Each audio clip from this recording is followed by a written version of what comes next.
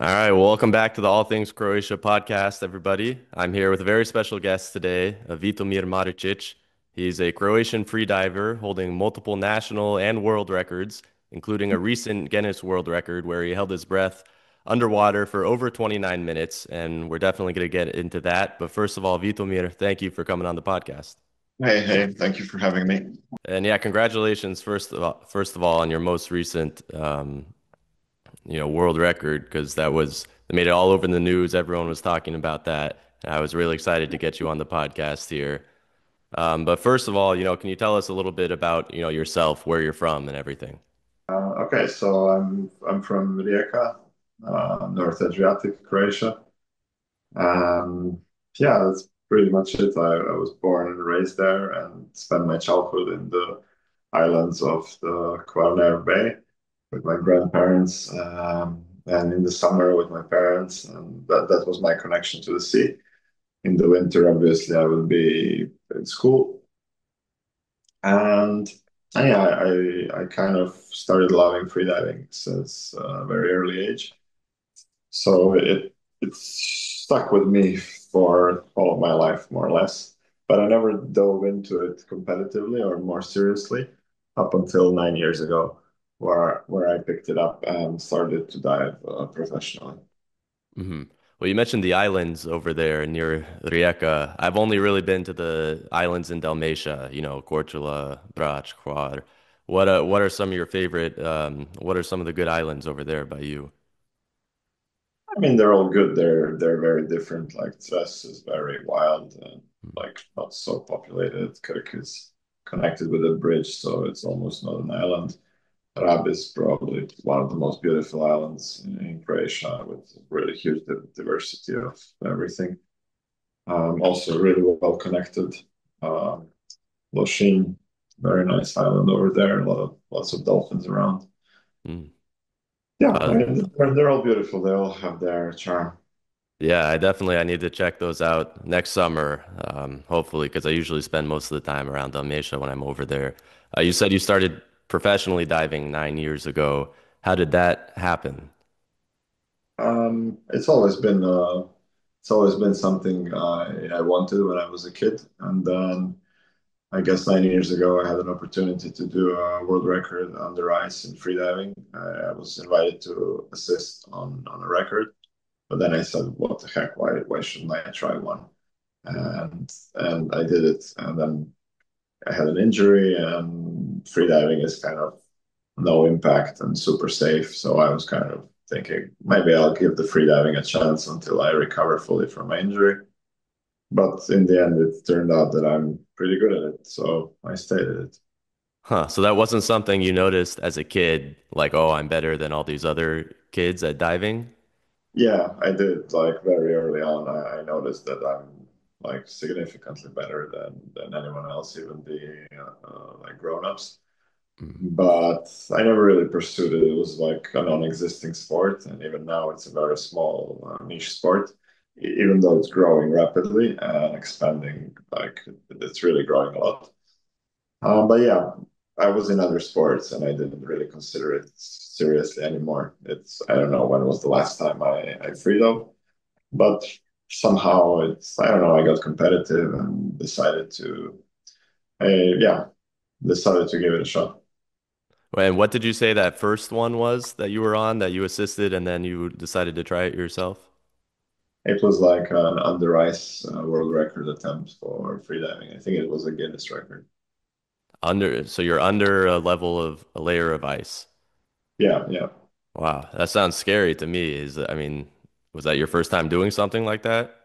yeah. It was my first time. Or you weren't scared or anything? No, no, not really. Yeah, well, that's why you can do that stuff and I can't, I guess. I don't know. I'm very rational, so if I do trust my body a lot, I'm confident in what I can do, and if all the safety procedures are in place, yeah, I never do anything that I really like have a fear about. If I think that I'm risking something or that it's unhealthy, I'm just not gonna do it. But many times where things that are very fun, like some extreme sports, they seem dangerous, but they're actually very safe. Hmm. So you're making sure you have all the, people that you need and the equipment to make sure that you're going to be okay no matter what happens. Yeah, yeah, absolutely. I mean, safety is number one priority. I wouldn't do anything that would like jeopardize my health and safety. Yeah. Well, after that first, the under ice one, did you you said, I can do this. Let me start looking at other records that I can try and beat? Maybe, maybe a little bit, but I was more interested in the sport aspect of diving, so I wanted to compete with free diving competitions. So that was kind of my idea to try and go and see how things work in competitions, at least for a little bit, because one of my dreams growing up was like I would really like to be a free diver, even though a free diver didn't really exist as a profession or a sport. I was just looking at things on TV, and there was a couple of people doing some crazy records, and that was mostly it. So I was kind of impressed by that, and I wanted to try that and to feel that. And the closest thing to that would be to try and compete in freediving. Hmm. And so you were traveling outside of Croatia for some of these competitions initially? The first one I attended was in Croatia, was like a national championship, and I had to qualify to go to the Europeans as part of the national team. So when I qualified, my second one was in Italy. And yeah, after some of them were in Croatia, some of them outside. And then I started traveling more and more, especially for depth competitions, because in Croatia, they weren't actually depth competitions before. So yeah, one thing led to another. And in the end, I started traveling really a lot for freediving education and all things revolving around freediving competition included. Hmm. And before, I guess, before we go any further, can you just explain what exactly is free diving? Because I'm sure there's some listeners who don't know exactly what that means. So speaking generally, free dive is considered a dive on breath hold. So you just take a breath of air and then you go and you're diving underwater. And in sports sense, it's a sport that's divided into two segments. One is pool free diving, which is usually for distance or for time. And another one is depth, which is different disciplines, and each one of them is trying to get to the deepest point possible. Well, I saw you hold, I believe you hold one of the records for inside of the pool and distance. So basically, you're underwater in a pool and you're going back and forth as long as or as many times as you can, right? In one breath. Yeah, I have had several records for distance in the pool. And how long is what's the record there, the distance? Uh, the world record was some time ago, so I think it was 236 maybe, something like that. That was the first one. Then there was one with no fins that was 212, 13. And that's Then in meters, right? yeah, there was bifin also 265 meters. My latest record is a national record, which equals a world record in bifins, which is 300 meters. Wow. So you're swimming 300 meters on one breath. That's what that means. Yeah, underwater. Wow. That's crazy. Well, talk to me about this most recent one, the holding where you held your breath for over 29 minutes. How did you, I mean, I saw the video, a lot of work went into that, planning that, and, putting on the event. So clearly you knew that you had a good shot, of breaking the world record and everything like that. What planning went into that? Yeah, there was a lot of like planning around the event and everything. Regardless if I have a good shot, I wanted to make sure that I like do my best in the record, but also in the event and everything to present it. Um, yeah, there was a lot of planning, and it ended up being quite stressful to organize all that and then to perform right there on that spot. Um, the it took around 9 months to prepare for that. Of course, we cannot exclude the 9 years before, but and then the lifetime of sport before that, of course. But yeah, specifically for this, static discipline it's never been my favorite. So I first started preparing for a static breath hold, which is on normal air, and then that was kind of concluded in February, where I did the national record of 10 minutes 8 seconds. And after that, I started preparing with oxygen breath holds. And in the final week of the record, I tried to peak that, and in the end, it was good. It ended up good. It was very hard and stressful, but it was successful. Yeah, that's crazy. So you're breathing in, how long before are you breathing in the oxygen? You're allowed to breathe oxygen 30 minutes before your dive. I was breathing it for about 10 minutes For 10 minutes right before, or like you have to take right, a right before? right before it. Okay. And then you hold your breath and you go under, and then however long you can do that. Yeah, Wow. So exactly. 29 minutes. What goes through your head during that time? Normally nothing. Like ideally, I'm not gonna think about absolutely anything. I'm just gonna be and exist. However, this time it was it was very challenging and stressful, and a lot of things went through my head. When things not don't work the way you plan, then there's different mental tools to kind of escape those bad thoughts and emotions and try to redirect focus on some other things and read the body signs with everything that's happening. So yeah, there was a lot of work behind like mental work. And do you have someone like giving you signals of like how much time has passed, or are you just you don't even want to think about that? No, I had a watch underwater and I had someone guiding me through it. Sometimes you don't want to think about it. But yeah, this time I wanted to make sure I know all the information. hmm And when you finally come up, is that it's like you couldn't if you stayed a few more seconds, you would have passed out underwater? Like, are you gasping for air, or is it you're kind of calm by the time you come up? How No, does that? no, I wouldn't. I wouldn't be passing out. I still had oxygen. I was just worried that the levels of CO2 would be maybe too hard to manage safely if I stayed longer. Uh, I was kind of secretly hoping when I saw that I'm approaching 30-minute mark, I was kind of secretly hoping that maybe I can round it up to 30 minutes. But then I just didn't feel safe. And then I decided to abort. So what happens if you come up, but you stayed too long and you have too much CO2 built up?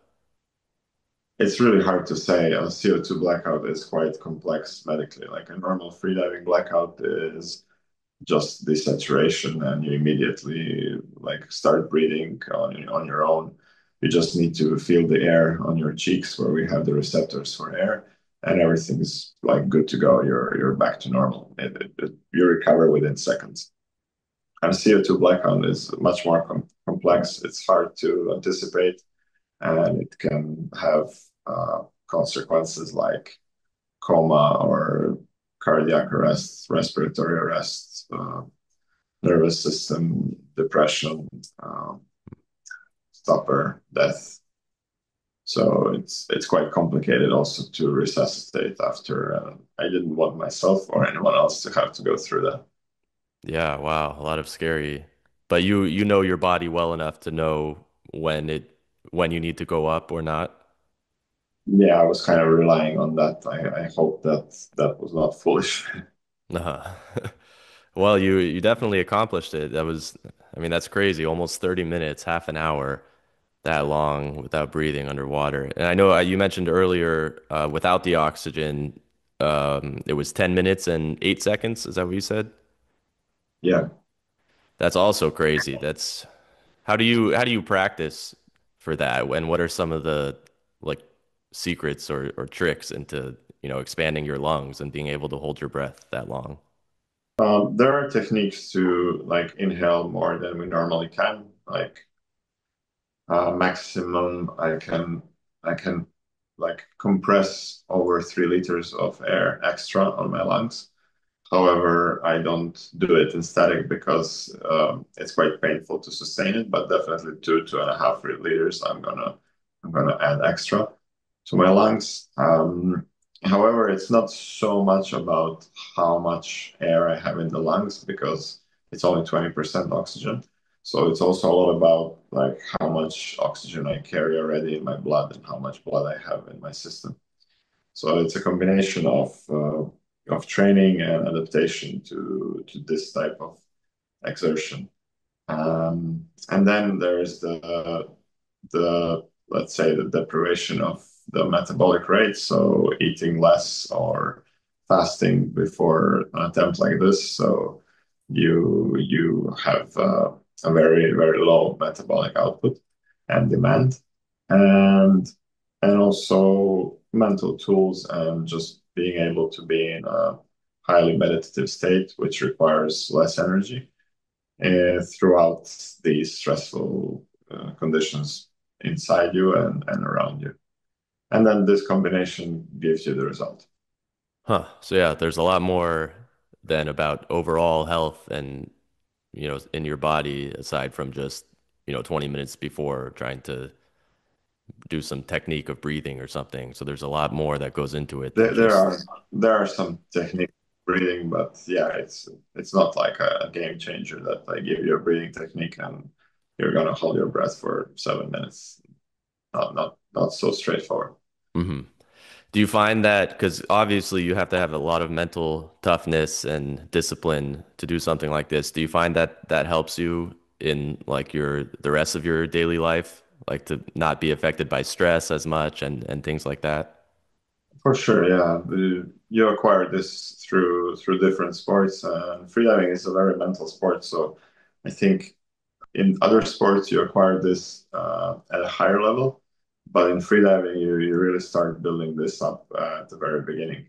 I think that's one of the reasons why it's growing so popular among all ages, because it's kind of a mental challenge and people like it and they see that the influence is far beyond the sport. And I'm pretty sure they feel this in their daily life.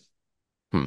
And do you follow any other sports that are sort of similar, just, or not even sports, but just people that sort of test the limits of the human body? Like I'm thinking David Blaine, if you know him, the magician, but he is famous for doing a lot of things, just trying to test the limits, Yeah, you know. he actually had this record some time ago. He did 18 minutes. Yeah. Oh, so he did 18 with the oxygen. Yeah, yeah. Okay. Wow. So clearly then you know him and about his sort of, I mean, you see someone you follow, do you follow not even breath holding, but I guess any other type of, I'm trying to think what another similar thing would be, but just people trying to test the limits of the human body, or are you mostly just, focus on your own sort of breath holding, the free diving? Well, I generally don't really have time so much for media or newspapers or social media, so I don't really follow a lot of things. But when I have time, I like to follow all sports.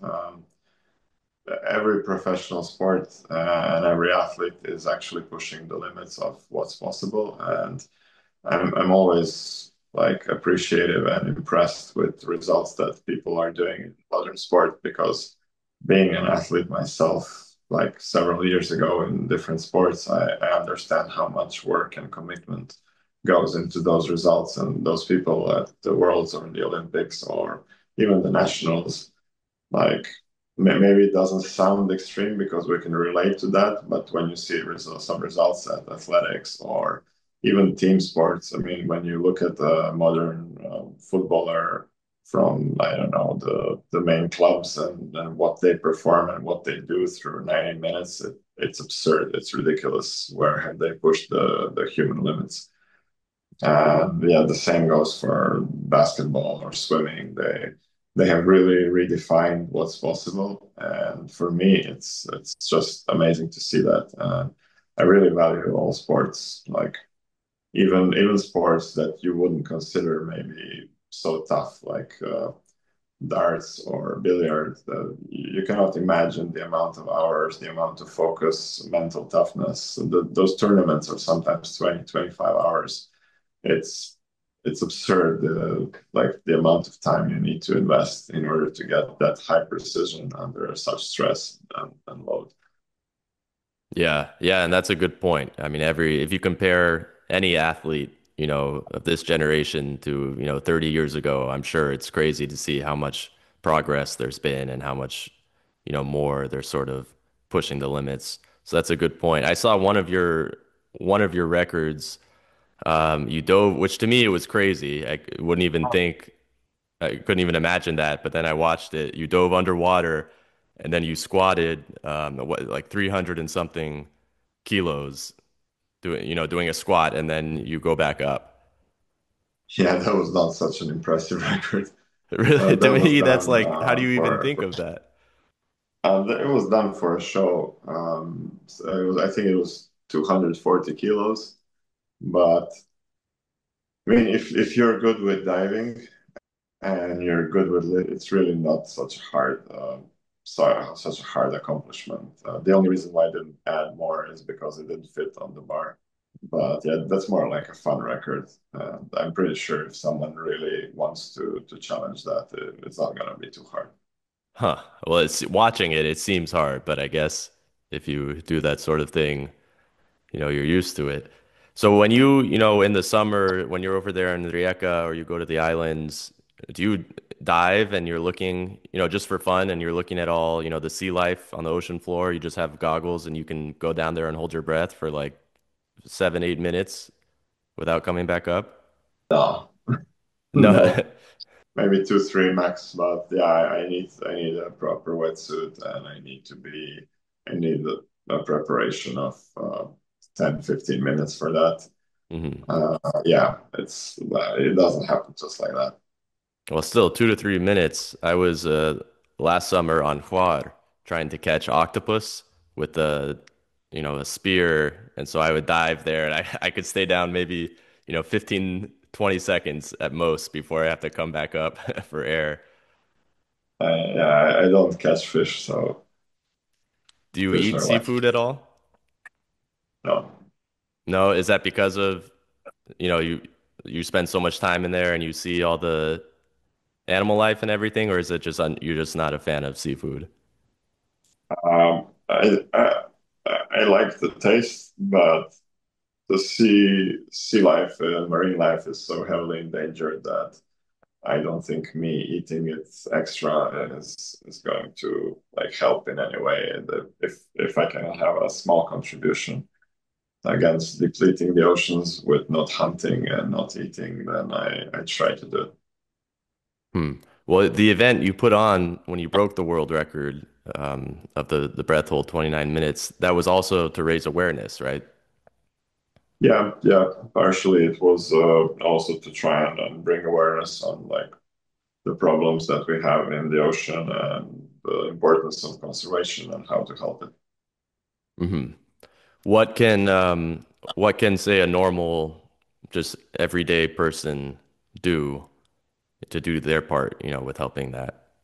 I think building this awareness, getting properly informed, that's definitely the first step.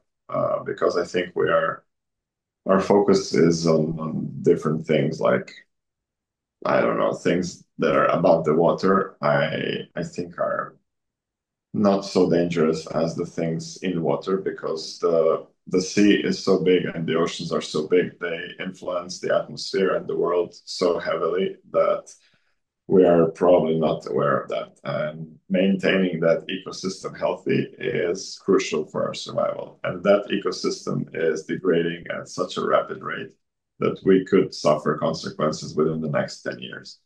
So if we don't stop the overfishing and protect some key species from getting extinct, I don't think we are in for a bright future. So yeah, I think just having this awareness of how important the oceans are, that's the first step, and not really focusing on, I don't know, plastic in the ocean. It's horrible, I agree. The plastic and the pollution, that's all horrible, but that's not gonna kill us immediately. But if we destroy the biomass and the fish fund, that's gonna kill us pretty fast because it's a cascade of events that's gonna follow, and that's gonna influence the atmosphere and the air that we breathe. So yeah, that's kind of dangerous, and I'm trying to motivate people to raise awareness on those topics. And then if they want to help, there is organizations that are actively trying to help with that. Sea Shepherd is one of them, and I trust them most. So this is where I'm like putting my pennies. Awesome. Well, yeah, I'll provide a link to that so people listening or watching right now, can click on that in the description. Vitomir, I won't take up too much more of your time. Just two last questions here.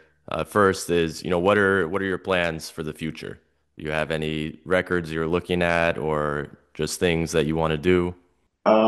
Yeah, plans is probably now I have I need to go to the World Championships in September, and I'm going to try to take it easy there. I'm going to try to rest a lot after because the first 6 months of the year have been like very intensive with work with different records. I've done some bread hole records, under ice records.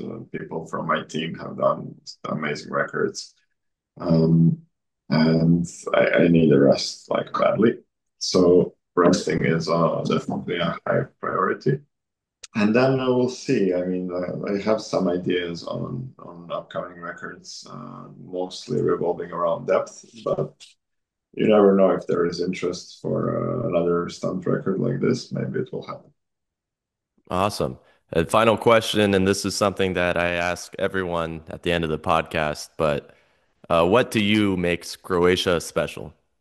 For me, I think it's one of the best places to live in the world because it's a perfect balance of everything.